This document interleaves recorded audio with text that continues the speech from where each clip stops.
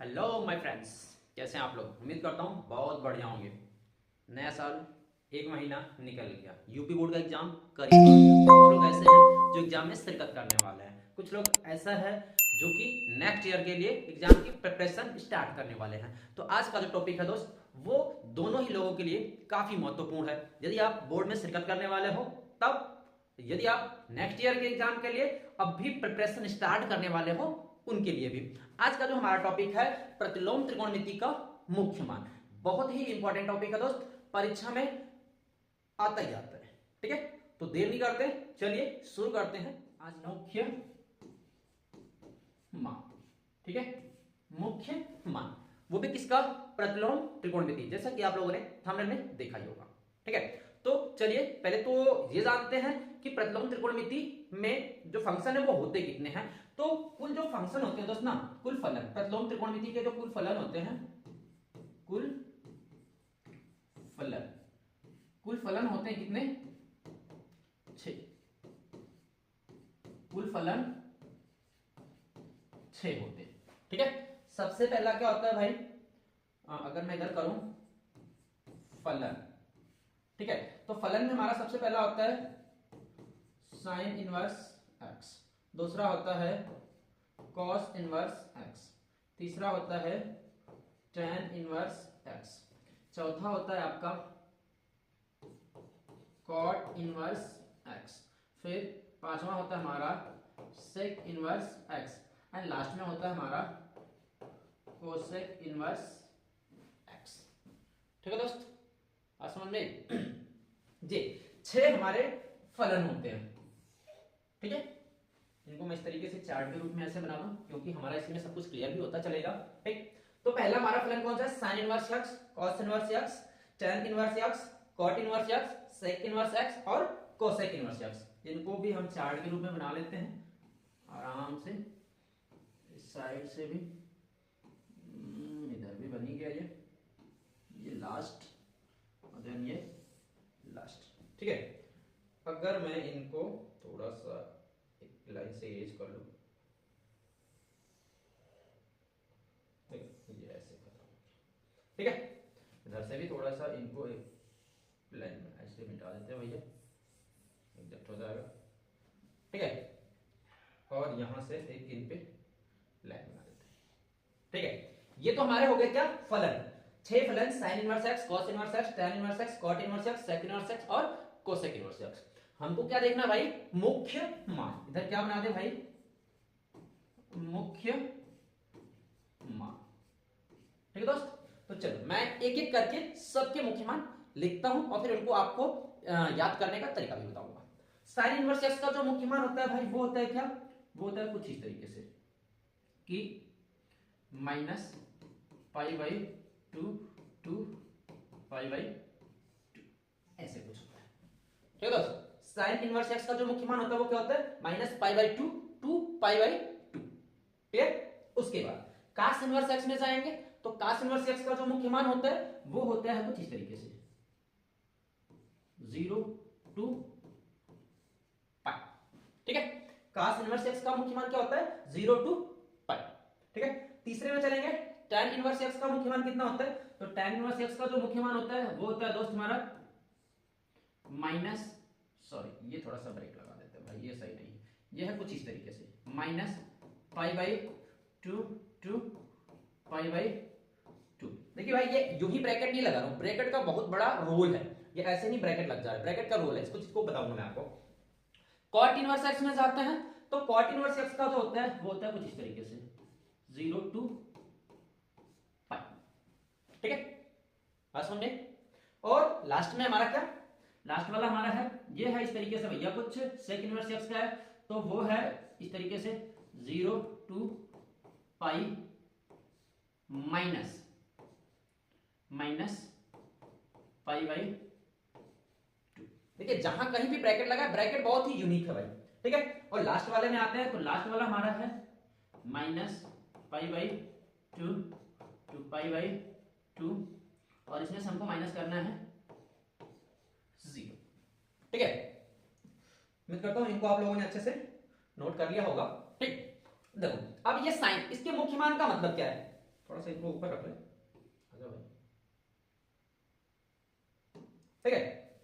मुख्य मान का मतलब क्या है कि साइन के, अब तक हमने काफी चार्ट पढ़ा ना कि साइन का मान मतलब कि 0 होता है, 1 होता है, -1, ऐसे करके तमाम जितने भी मान साइन के, जितने भी एंगल्स के मान होंगे, हम लोग कह रहे हैं, हम लोग अगर शुरू करें कहां से, मतलब 0 से शुरू करें तो बड़े से बड़ा मान ले जाके मतलब 90, 180 या 720, 180 या इससे बड़े से बड़ा कोई भी एंगल आप रखते हो, मान निकालते हो ना। लेकिन भाई आपको इतना दूर जाने की जरूरत नहीं है।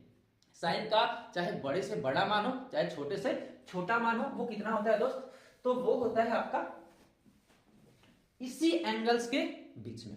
देखिए एक ठोक आ जाता है, जैसे ये मुख्य मान लिखा है ना भाई, इसी तरीके से इस फलन का एक और आता है, थोड़ा सा इसको अगर मैं आगे बढ़ाना चाहूं तो बढ़ा दूं, इसी में वो चार्ट जुड़ता है जिनसे हमको समझना आसान हो जाएगा दोस्त, ठीक है। ये मुख्य मान है, लेकिन इधर में एक हेडिंग में ऐड कर रहा हूं, प्रांत कहते हैं, ठीक है ना। अब तक 10th में 11th में आपने जितने भी साइन के मान निकाले होंगे ना, वो उसका जो मैक्सिमम मान रहा होगा वो कितना रहता है भैया, वो होता है -1 to 1, ठीक है दोस्त। साइन के किसी भी एंगल का मान बहुत बड़ा होगा तो कितना हो सकता है, वो 1 होगा, ठीक है, और बहुत छोटा होगा तो वो होगा -1, ठीक है ना। बात समझ में आ रही है। साइन का बड़े से बड़ा मान क्या होगा, 1 होगा, और छोटे से छोटा मान क्या होगा भाई, -1 होगा, ठीक है। बात समझ में आ रही होगी।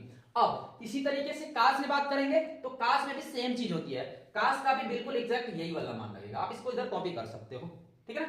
बात समझे। या फिर अगर इसको मैं ऐसे नहीं तो ऐसे बना लूं कि भाई साहब इनको यहां से ऐसे, ठीक है, इधर से मैंने कर दिया क्लोज, तो इस चीज को मैं इधर लाके रख सकता हूं, ठीक है। बात समझे। कास का भी बिल्कुल यही मान होता है, ठीक है। अब बात करेंगे कि tan का मान कितना होता है, तो tan का मान जो होता है ना भाई, tan का जो मान होता है, tan वाला जो मान होता है वो इसको हम लोग ऐसे लिख सकते हैं, या तो r लिखते हैं या -∞ to ∞, ऐसे लिखा जा सकता है। r मतलब पूरी की पूरी वास्तविक संख्या, या फिर उसी का संकेत ऐसा भी लिखा जा सकता है। इसी तरीके से कॉट के लिए जाएंगे तो कॉट के लिए भी बिल्कुल यही वाला काम है, r या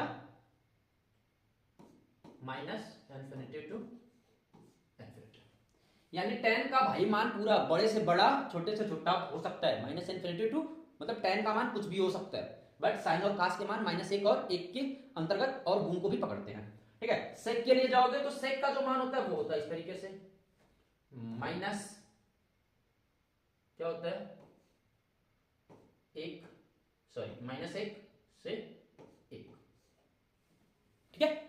और कोसेक का भी मान यही होता है, r -1 to 1। बात समझे दोस्त।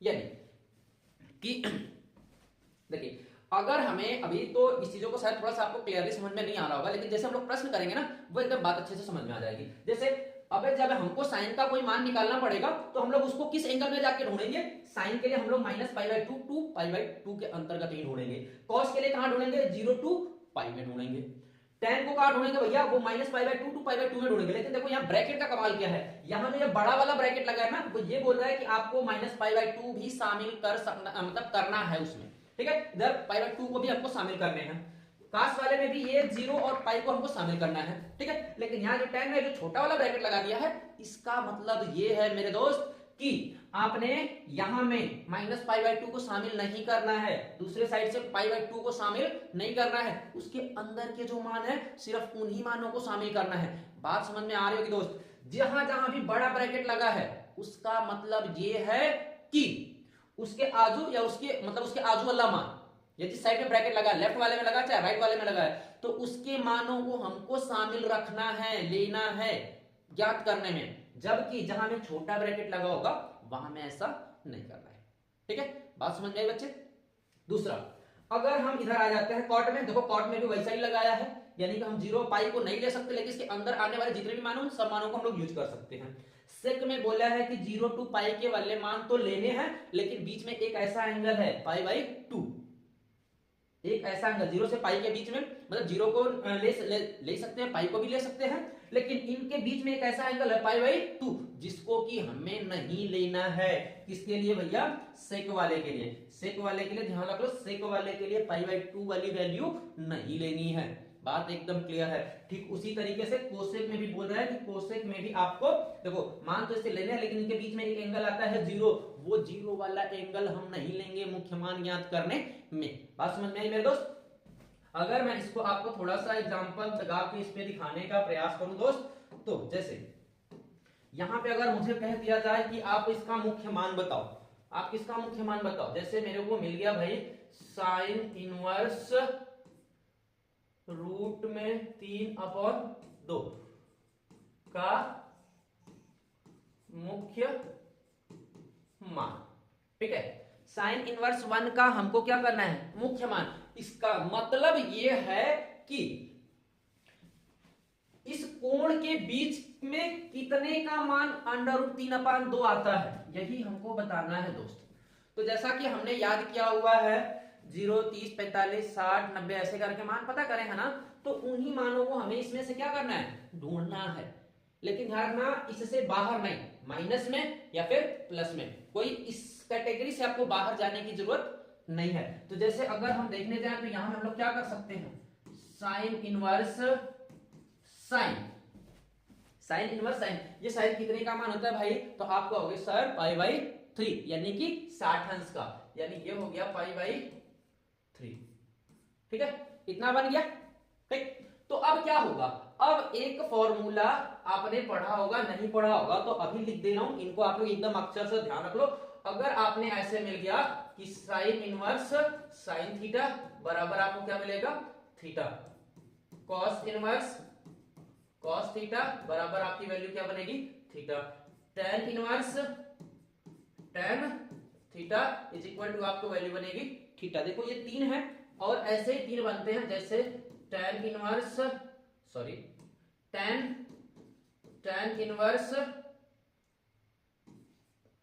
अगर मैं इधर लिख दूं x, टेन इनवर्स x, तो इसका मान कितना बन जाएगा भैया? x बन जाएगा। cos inverse x is equal to क्या बन जाएगा? x। या फिर sine inverse x is equal to कितना बन जाएगा? x। भाई ये 6 फॉर्मूले हैं, इनके साथ इनको हमको अटैच में रखना है। ठीक है ना? बात समझ में? अगर मैं थोड़ा और इनको उस साइड कर लूंगा, इधर थोड़ा सा और स्पेस बना लेते हैं। ठीक है, और यहां से इनको थोड़ा इधर दे देते हैं और इन भाई साहब को हम लोग थोड़ा इधर लेके आ जाते हैं। ठीक है, और इनको ऐसा कर लेते हैं, इनको इधर ऊपर चिपका लें।